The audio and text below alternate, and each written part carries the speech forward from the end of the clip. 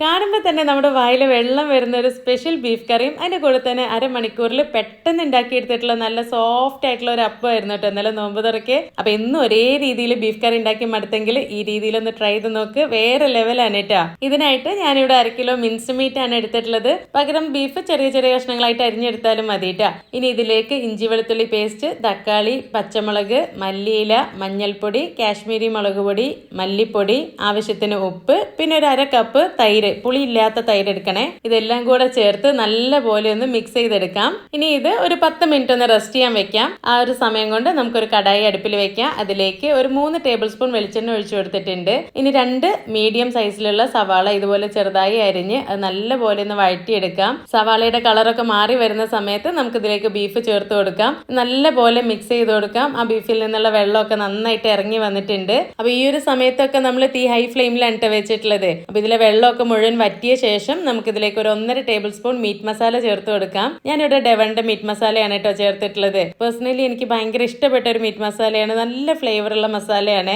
ഇനി ഒരു 5-6 മിനിറ്റ് നമുക്ക് ഈ ഒരു മീറ്റ് മസാലയിൽ ഈ ഒരു ബീഫ് നല്ല പോലെ ഒന്ന് വഴറ്റിയെടുക്കാം. അതിനുശേഷം ഇതിലേക്ക് ഒരു 1.5 കപ്പ് നല്ല ചൂട് വെള്ളം കൂടെ ഒഴിച്ച് അടച്ചു വെച്ച് ഒരു 20 മിനിറ്റ് നമുക്ക് കുക്ക് ചെയ്തെടുക്കാം. അവസാനമായിട്ട് കുറച്ച് കുരുമുളക് പൊടിയും ഗരം മസാലപ്പൊടിയും മല്ലിയിലയും കൂടെ ചേർത്ത് കൊടുക്കാം. ഇത്രയേ ഉള്ളൂ കേട്ടോ. എളുപ്പത്തിൽ ഉണ്ടാക്കാൻ പറ്റിയിട്ടുള്ള കറിയാണ്. എന്തായാലും ഒന്ന് ട്രൈ ചെയ്ത് നോക്കണേ.